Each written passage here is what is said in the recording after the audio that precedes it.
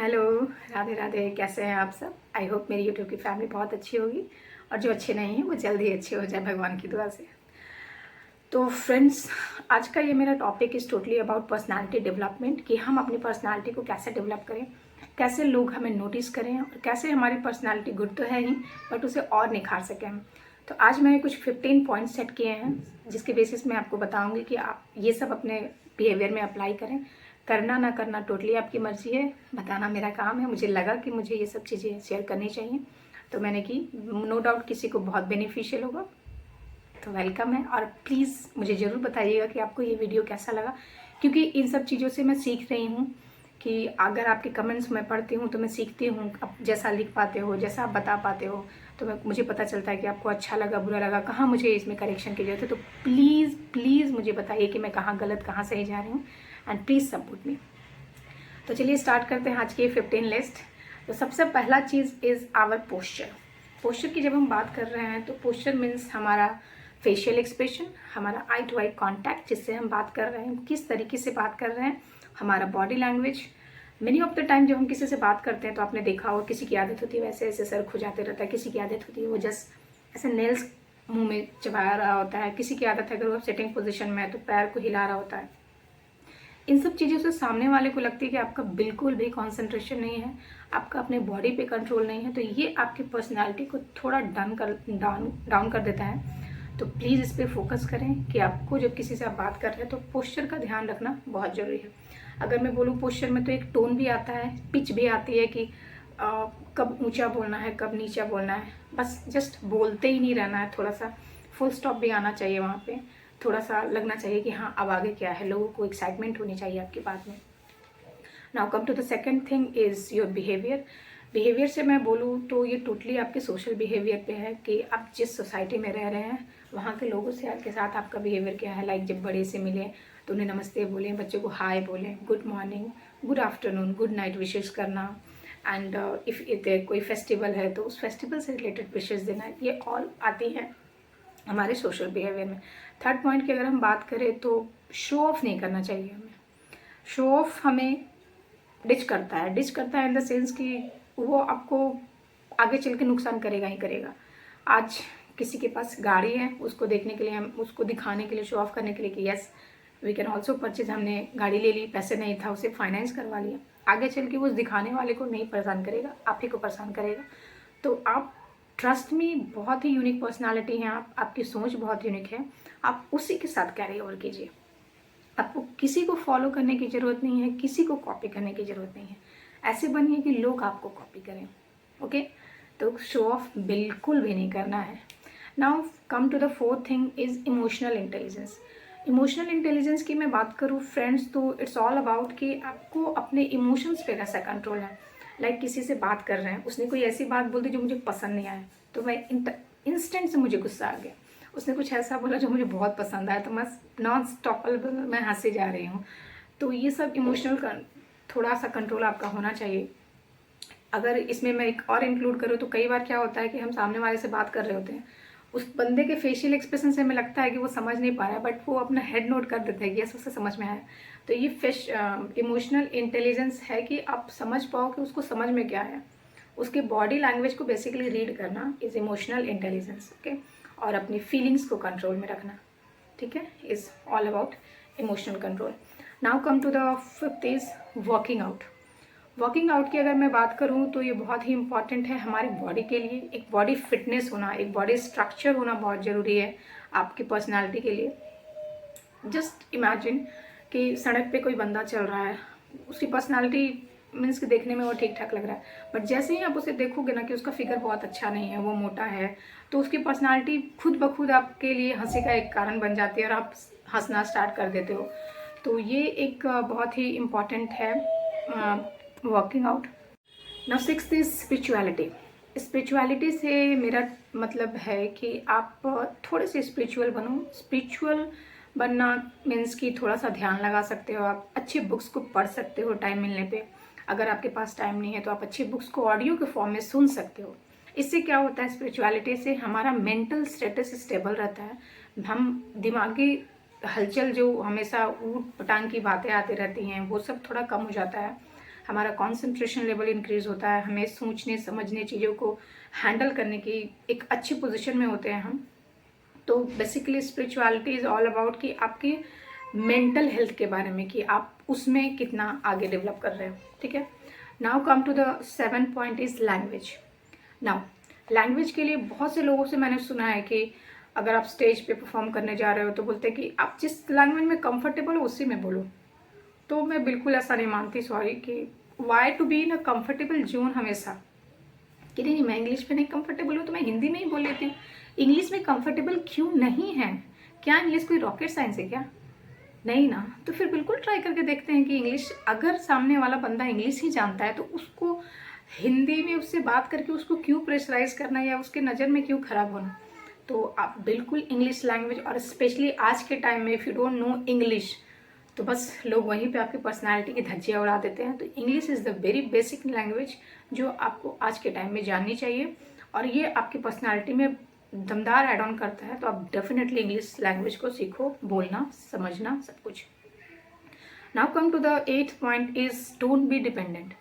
Don't be dependent से मेरा मतलब है कि किसी भी फील्ड में आप बिल्कुल भी किसी पे डिपेंडेंट नहीं हो जाओ। लाइक अगर आप एक हाउसवाइफ हैं तो भी आप ग्रॉसरी के लिए अपने हस्बैंड पे डिपेंडेंट मत रहिए। आप ट्यूशन पढ़ाने के लिए किसी और पे, या अगर आप नहीं पढ़े लिखे उतना तब तो ये अलग बात है, आप ट्यूशन ढूंढोगे, बट ऑल द टाइम किसी पे डिपेंडेंट कि कोई आके बच्चे को पढ़ा दे, इवन जब आप जानते हो, जब आप पढ़ा सकते हो। मेरा सपोज बेसिक सिंक खराब हो गया है किचन का, एकदम बैठे हैं ऐसे कि कोई आएगा तो बनाएगा, तो वो आपको थोड़ा प्रॉब्लम में डाल सकती हैं। आप एटलीस्ट इन अ सिचुएशन रहो कि आप चीज़ों को उस टाइम पे हैंडल कर सको। लाइक आपको इतना पता होना चाहिए कि हाँ बेसिक, कम से कम सिंक से अभी मैं कैसे काम ले सकूँ। ठीक है, प्लम्बर आएगा, उसे टाइम लगेगा आने में, तो उतना डिपेंडेंसी होना कि मुझे मार्केट जाना है तो कोई मेरे पास है, मुझे डॉक्टर के पास जाना है तो कोई मेरे साथ चले, या मुझे हैंडल करना नहीं आता चीज़ों को, इन सब चीज़ों को सीखिए और डिपेंडेंट होना बिल्कुल ही कम कीजिए। ये आपकी पर्सनालिटी में भी एक दमदार एड ऑन होगा definitely. Now come to the next point is 9th point is don't give up. Now don't give up से मेरा मतलब क्या है? कई बार क्या होता है ना कि हमें पता होता है कि ये चीज़ हमें नहीं आती है और हमें सीखनी भी है, बट हम उतना ना तो अपने अंदर ट्रस्ट ला पाते हैं, ना ही हमारे अंदर उतनी कैपेसिटी होती है कि इतना टाइम लगेगा यार, कौन सीखेगा, एंड उतनी मेहनत भी नहीं करना चाहते, और यहीं पे हम लोग अपने पर्सनालिटी को बहुत डाउन कर देते हैं। जो चीज़ें हर चीज़ें सीखनी नहीं होती है, हमें कुछ चीज़ें सीखनी है, बाकी की चीज़ें ठीक है, जो हमसे रिलेटेड है उसी को सीखना है। तो उसको सीखने में ना हमें आलस करनी चाहिए, ना ही हमें फेडअप होना चाहिए कि कौन इतना झंझट पाले, नहीं। तो गिव अप मत कीजिए। कोई भी चैलेंज आया है तो उसमें एकदम डट के खड़े रहिए। कहते हैं कि अगर रात नहीं टिकता है तो दिन भी नहीं टिकेगा, तो वो चैलेंज भी नहीं टिकेगा। बस करना आपको यही है कि आपको गिव अप नहीं करना है, कॉन्स्टेंटली इस जो भी काम आप कर रहे हो उस पर बने रहिए, definitely success will be yours. Now come to the next point is time management. Yes, किसी भी उम्र के लिए, एज ग्रुप के लिए मैं बोलूँगी कि ये बहुत ही इम्पॉर्टेंट एक स्किल है पर्सनालिटी डेवलपमेंट का, जिसके थ्रू एक आदमी बहुत कुछ कर सकता है। मैं आपको ऐसे बताऊं फ्रेंड्स, तो बहुत से लोग आज सक्सेसफुल हैं, सबको भगवान ने 2 हाथ 2 पैर ही दिए हैं, एक माइंड दिया है, हमारी तरह दिखने वाले नॉर्मल से बंदे, बट कोई क्यों अपनी लाइफ में बहुत आगे है, कोई क्यों अपने लाइफ में बहुत पीछे है? उनके पास था टाइम मैनेजमेंट। और ये बहुत ही कारगर होगा किसके लिए? हम हाउसवाइफ्स के लिए, जो भी हाउसवाइफ हैं उनके लिए टाइम मैनेजमेंट बहुत इंपॉर्टेंट है, क्योंकि उन्हें उसी 24 आवर्स में, लाइक अगर मैं कहूँ तो मैं स्टडी करती हूँ, तो उसी 24 आवर्स में आपको स्टडी भी करना है, उसी 24 आवर्स में आपको बच्चे को पढ़ाना भी है, खाना भी बनाना है, घर की देखभाल करनी है, फैमिली की देखभाल करनी है, अपने ऊपर भी ध्यान देना है। तो 24 आवर्स सबके पास है, बस उसी 24 आवर्स में आपको कैसे टाइम मैनेज करना है कि आप सब चीज़ों को बैलेंस वे में लेके चलो। Now come to the next point is money management, जो अगेन एक बहुत ही अच्छा स्किल है जो हमारी पर्सनालिटी में एड ऑन करेगा।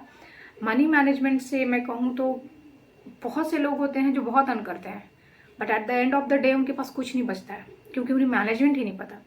तो इस तरह से चलिए कि आज भी बहुत कॉम्प्रोमाइज़ ना करना पड़े, और कल भी बेसिक की चीज़ें हमें, या अच्छी बात है हमारे पास बहुत पैसे हैं तो एक रॉयल लाइफ भी हम जी सकते हैं, बट मनी मैनेजमेंट कुछ आज कर लिया, कुछ सेविंग्स करके चला, इज़ वेरी मच इम्पॉर्टेंट।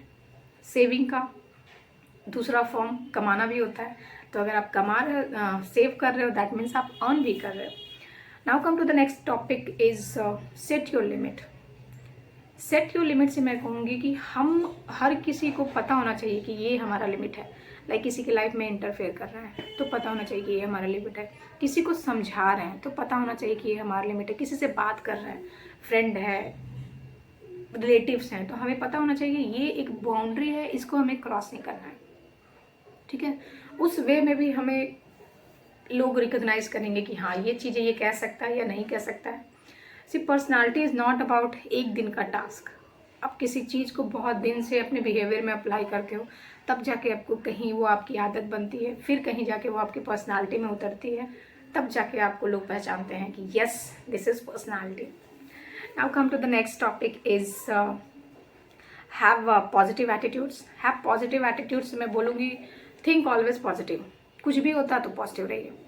कुछ बैड हैपनिंग्स हो गई तो भी यही सोचिए कि इससे बुरा होता तो मैं क्या करती। तो एक पॉजिटिव एटीट्यूड रखना, कोई प्रॉब्लम आ गई तो उसमें फिर नर्वस होने की जगह उसका सॉल्यूशन ढूंढना कि ऐसा क्या करूं कि उससे मैं निकल आऊँ। और जब आप नेगेटिव होते हो ना, ट्रस्ट मी, सारे सॉल्यूशंस आपके सामने से गायब होना शुरू हो जाते हैं।